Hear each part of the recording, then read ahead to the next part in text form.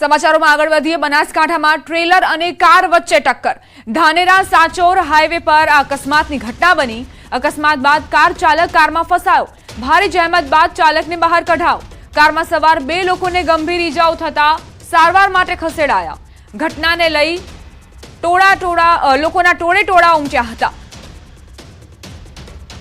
સંવાદદાતા કિશોર જોડાઈ ગયા છે વધુ જાણકારી સાથે। કિશોર, કઈ રીતે આ અકસ્માતની ઘટના બની અને શું સ્થિતિ? ચોક્કસથી દીપ્તા, આપને જણાવી દઉં કે ધાનેરા સાચોર હાઈવે પર રાજમંદિર થિયેટર નજીક ટ્રેલર અને કાર વચ્ચે ગમતવાર અકસ્માત થયો હતો અને અકસ્માતની અંદર કારની અંદર બે ઇસમો ફસાઈ ગયા હતા। પોલીસ અને સ્થાનિક લોકો દ્વારા ભારે જહેમત બાદ કારમાં ફસાયેલ ડ્રાઈવરને બહાર કાઢવામાં આવ્યો હતો અને તેને સારવાર માટે રેફરલ હોસ્પિટલમાં ખસેડવામાં આવ્યો છે।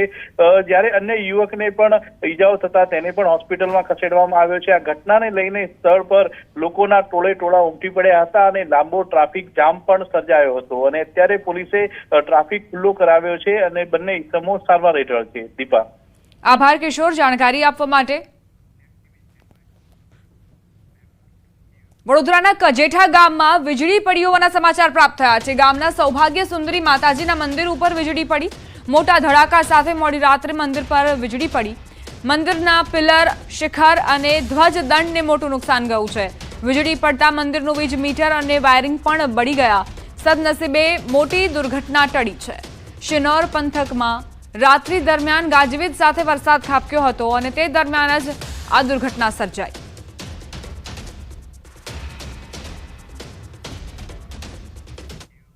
રાજકોટના કણકોટ ગામના પાટિયા પાસે રહેતી મહિલાઓ દ્વારા રોડ બ્લોક કરીને વિરોધ દર્શાવાયો।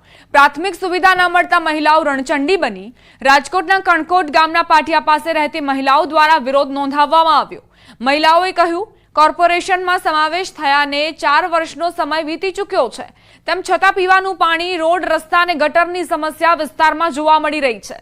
અનેકવાર રજૂઆત છતાં સમસ્યાનું નિરાકરણ ન આવતા મહિલાઓએ રોડ રોકીને વિરોધ દર્શાવ્યો। રોડ બ્લોક થતા વાહન ચાલકો અટવાયા। જો કે પોલીસે સ્થળ પર પહોંચી ટ્રાફિક ક્લિયર કરાવ્યો। મહિલાઓએ કહ્યું, અમારા વિસ્તારનો કોર્પોરેશનના વોર્ડ નંબર 11માં સમાવેશ થાય છે, તેમ છતાં પણ તેમને આ સમસ્યાનો નિરાકરણ નથી લાવવામાં આવતો।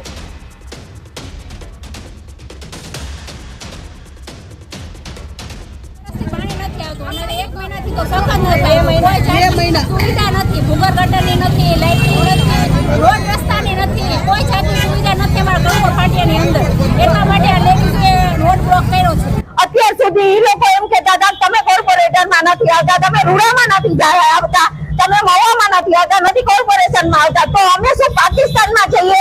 અમારો કોઈ જવાબ આપતા નથી, અમને કોઈ આવતું નથી। વોટ લેવા ખાતર ચૂંટણી હોય ત્યારે જ આવે છે। સમાચાર ગાંધીનગરથી સિવિલ સુપ્રિન્ટેન્ડન્ટનો ચાર્જ પાછો ખેંચાયો। સિવિલ સુપ્રિન્ટેન્ડન્ટનો ચાર્જ પાછો ખેંચવામાં આવ્યો છે। ડોક્ટર નિયતિ લાખાણી પાસેથી ચાર્જ પરત લેવાયો। સર્જરી વિભાગના ડીન છે નિયતિ લાખાણી। પેથોલોજી વિભાગના ડોક્ટર મીતા પરીખને આ ચાર્જ સોંપાયો।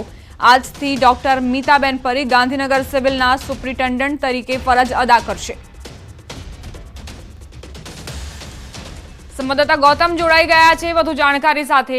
ગૌતમ, ગાંધીનગર સિવિલ હોસ્પિટલના સુપ્રિન્ટેન્ડન્ટનો ચાર્જ પરત ખેંચીને નવા મીતા પરીખને ચાર્જ સોંપવામાં આવ્યો છે, શું વધુ વિગત? ચોક્કસથી વાત કરીએ તો જે પ્રકારે અત્યારે હાલ સિવિલ સુપ્રિન્ટેન્ડન્ટનો ચાર્જ જે છે તે નિયતિ લાખાણી જોડે હતો, તેઓને એક આ ચાર્જ જે છે તે સોંપવામાં આવ્યો હતો। સર્જરી વિભાગના ડીન નિયતિ લાખાણી છે, તેમને સિવિલ સુપ્રિન્ટેન્ડન્ટ બનાવવામાં આવ્યા હતા અને ત્યારબાદ એમની પાસેથી ચાર્જ જે છે તે પરત ખેંચવામાં આવ્યો છે। ચાર્જ પરત ખેંચવાની સાથે અત્યારે હાલ નવા જે કહી શકાય સુપ્રિન્ટેન્ડન્ટની નિયુક્તિની વાત કરવામાં આવે તો ડોક્ટર મીતા પરીખને ચાર્જ જે છે તે સોંપવામાં આવ્યો છે। એટલે કે મીતા પરીખ જે છે તે આજથી ગાંધીનગર સિવિલ સુપ્રિન્ટેન્ડન્ટ જે છે તે બન્યા છે અને તેમણે આજથી ચાર્જ સંભાળવાની પણ વાત જે છે તે કરી છે। જી ગૌતમ, આપ જોડાયેલા રહેજો અમારી સાથે।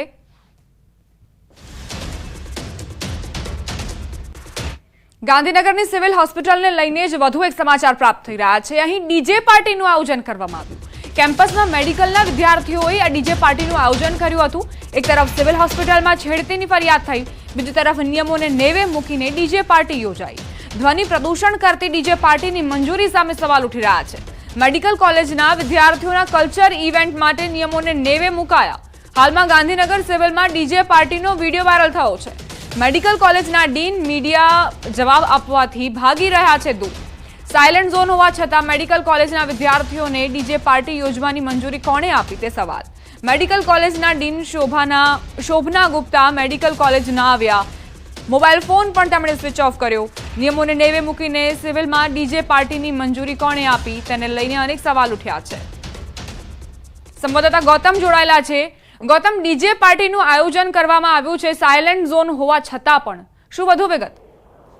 ચોક્કસથી સાયલેન્ટ ઝોન હોય છે ત્યાં ડીજે પાર્ટીનું આયોજન કરવામાં આવ્યું હતું. તેને લઈને એક સવાલો ઉઠી રહ્યા છે, પરંતુ તે વાતને લઈને ન્યૂઝ 18ની ટીમ જે છે તે ગાંધીનગરની જે મેડિકલ કોલેજ જે છે ત્યાં પહોંચી છે. ગાંધીનગર સિવિલ હોસ્પિટલના કમ્પાઉન્ડમાં ડીજે પાર્ટી જે યોજાઈ હતી. ડીજે પાર્ટીના યોજવા બાદ જે મેડિકલ કોલેજના ડીન જે છે તે મીડિયાથી દૂર ભાગી રહ્યા હોય તે પ્રકારની વાત સામે આવી રહી છે.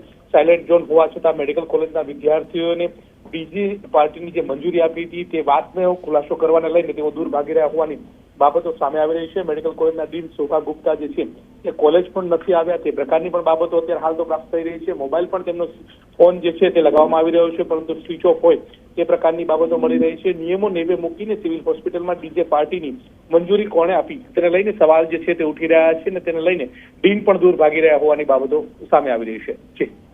ગૌતમ, સવાલ અહીં એ પણ થઈ રહ્યો છે કે આ વિદ્યાર્થીઓએ મંજૂરી વગર તો અહીં પાર્ટીનું આયોજન નહીં કર્યું હોય. દર્દીઓને હાલાકી પડે છે કે નહીં પડતી તેની વધારે માહિતી ડોક્ટર્સને હોય છે અને આ જ ભાવિ ડોક્ટર્સ છે. તેઓ આ પ્રકારની બેદરકારી કેવી રીતે દાખવી શકે? ચોક્કસથી આ એક ગંભીર બેદરકારી કહેવાય, કારણ કે જ્યાં નોઇઝ પોલ્યુશન જે છે તે ન થવું જોઈએ તે પ્રકારની વાત હોય છે. હોર્ન વાહનોનો જો વગાડવામાં આવે તો તેની ઉપર પણ પ્રતિબંધ લગાવવામાં આવતો હોય છે. એટલે કે વાહનોનો હોર્ન વાગે તો પણ નોઇઝ પોલ્યુશન થતું હોય છે. અનેક દર્દીઓ જે છે તે સિવિલ હોસ્પિટલની અંદર દાખલ થયા હોય છે અને તેમને તકલીફ ન પડે તે માટે થઈને નોઇઝ પોલ્યુશન ન થાય તે પ્રકારની બાબતો હોય છે. પરંતુ જે પ્રકારે વિડીયો વાયરલ થઈ રહ્યા છે તેમાં મન મૂકીને ડીજે પાર્ટી યોજતા જે વિદ્યાર્થીઓ જે છે તે જોવા મળી રહ્યા છે. તેને લઈને હવે એક સવાલ એ ઉત્પન્ન થઈ રહ્યો છે કે ડીજે પાર્ટી યોજવામાં આવી છે તો કોના તરફથી યોજવામાં આવી છે, આ યોજી હતી તો કોની પરમિશનથી યોજવામાં આવી છે. આ તમામ પ્રકારના જે સવાલો જે છે તે ઉત્પન્ન થઈ રહ્યા છે, પરંતુ દર્દીઓને હાલાકી પડી છે તે વાત તો ચોક્કસ છે. જી આભાર ગૌતમ જાણકારી આપવા માટે. આમ આદમી પાર્ટીના ધારાસભ્ય ચૈતર વસાવા અને શાંતિલાલ વસાવા નામના વ્યક્તિ વચ્ચે માથાકૂટ થઈ હતી અને ત્યારબાદ બોલાચાલીમાં શાંતિલાલ વસાવા સાથે મારપીટ અંગે ગુનો નોંધાયો હતો. જે અંગે નર્મદા જિલ્લાના એસપીએ જણાવ્યું કે પોલીસે આ મામલે રાયોટિંગના અલગ અલગ સેક્શન 51(2) અને 3 અને 61 BNS હેઠળ ગુનો નોંધી કાર્યવાહી હાથ ધરી છે. આગળની તપાસ ચાલુ છે. તો બીજી તરફ ચૈતર વસાવાએ પણ શાંતિલાલ સામે અપશબ્દો બોલવાને લઈ લેખિત રજૂઆત કરી હતી, પરંતુ આ ગુનામાં પોલીસે હજુ કોઈ ફરિયાદ નથી નોંધી.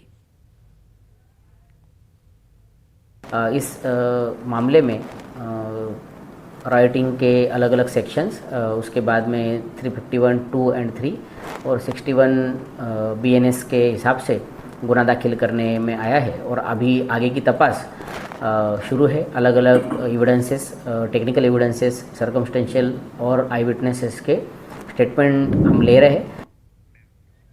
સમાચાર દાહોદથી પ્રાપ્ત થઈ રહ્યા છે. બાળકીના હત્યા